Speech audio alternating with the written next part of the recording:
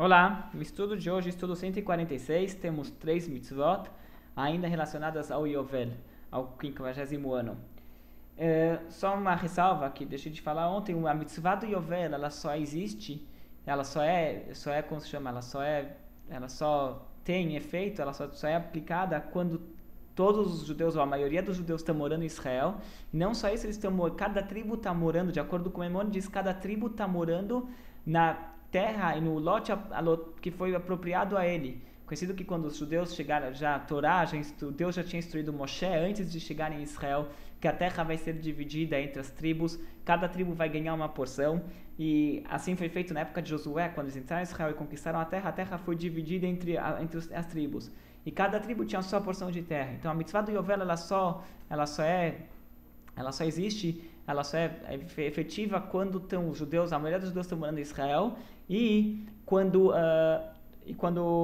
cada um está na sua terra. Ao ponto que hoje em dia que nós fazemos a Shemitah, nós fazemos o sétimo ano, o descanso do sétimo ano em Israel, por ordem rabínica, isso daqui não envolve a Shemitah, em outras palavras, só fazemos ciclos de 7 anos e nem contamos o Yovel, a gente não conta o 50º ano, porque na época que se contava o 50º ano, então funcionava assim, se contava 50 anos, e daí começava-se novamente o ciclo. O ano 51 era o primeiro ano do próximo ciclo, era o primeiro ano de trabalho dos primeiros 7 anos do próximo ciclo.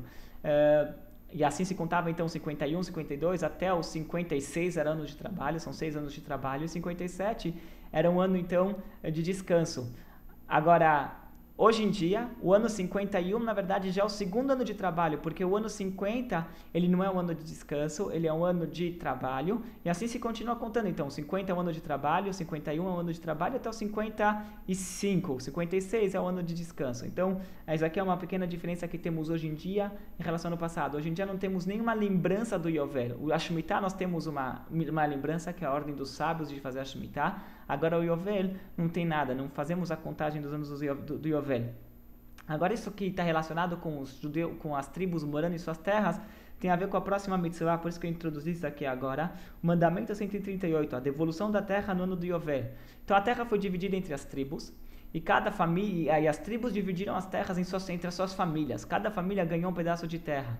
Agora funciona assim: se alguém vendia a sua propriedade, então a lei naquela época era que quando chegava o ano do Yovel, as terras voltavam aos seus donos originais. Então, em outras palavras, quando alguém vendia uma terra, na verdade ele não estava vendendo a sua terra, ele estava alugando, porque era até o Yovel. A pessoa, o comprador, ele poderia usar a terra, usar aquela propriedade, plantar e fazer o que ele quiser naquela propriedade até o Yovel. Quando chegava o ano do Yovel, a terra voltava para o seu dono original, e assim as terras se mantinham com as tribos. Então, porque se não voltasse para o dono, voltava para os seus herdeiros, que eram da mesma tribo, e assim era que basicamente como funcionava. Então, a mitzvah de 138 é a mitzvah da devolução da terra. Depois temos a proibição 227, que é a proibição da venda definitiva da terra. Não se pode vender a terra definitivamente. Depois temos... e agora funciona assim: agora, se alguém então vendia a sua terra, ele tinha o direito de resgatar a terra, ele podia comprar a terra. Como ele comprava a terra, ele fazia os cálculos: olha, eu te vendi, vamos falar assim, vamos chutar um valor, 500 dólares para os 50 anos que tem para frente. Ele vendeu no começo do ciclo, ele vendeu por 500 dólares, então sai com que ele vendeu 100 dólares, ele vendeu 10 dólares por ano, porque são 50 anos de trabalho, cada ano era por 10 dólares. Então ele vai descontando quantos anos ficou na mão daquele comprador, ele vai descontando agora os anos que já foram trabalhados, e na hora de redimir a terra ele descontava esse valor. É mais ou menos assim que funcionava a questão do resgate das terras, porque não existia a venda definitiva. E mesmo se o comprador vendesse a um terceiro, a terra voltava para o dono original no Yovel, quando chegasse o Yovel. Depois temos a mitzvah 139, que é o resgate de propriedades dentro das muralhas da cidade. Essa lei que falamos antes, que as terras voltavam aos seus proprietários originais, era só em campos ou casas que estavam fora das cidades. Agora, as cidades, geralmente, os centros urbanos, eram cidades que estavam dentro de muralhas, assim que a Torá ela define como uma cidade, era que estava dentro de uma cidade muralhada, então, cercada por uma muralha. Então, as casas que estavam dentro dessas cidades, o dono ele só poderia resgatar a sua casa no primeiro ano de venda. Passado o primeiro ano, a casa ficava na propriedade do comprador. Então, a casa tinha uma lei completamente distinta dos campos. Os campos, eles voltavam aos seus donos originais. Agora, as casas, não. Se o dono não resgatasse a compra, não voltasse atrás da compra, pagasse o dinheiro e resgatasse a casa no primeiro ano, a casa ficava, então, na mão dos compradores para sempre.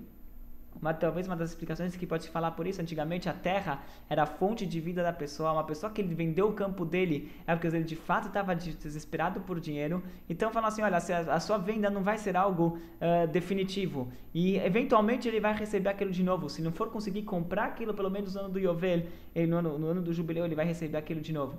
Agora a casa, a moradia é algo assim, principalmente para alguém que está dentro de uma cidade. Isso aqui é o teto da pessoa. Se ele vendeu, ele vai procurar, de alguma forma ele vai encontrar um outro teto, ele vai encontrar alguma forma de viver nos próximos, como se chama, nos próximos meses. Então dava um ano para ele conseguir resgatar a casa.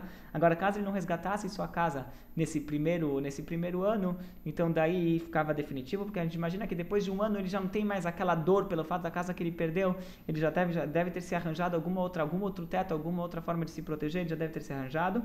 Por isso a compra de uma casa era algo que ficava para sempre.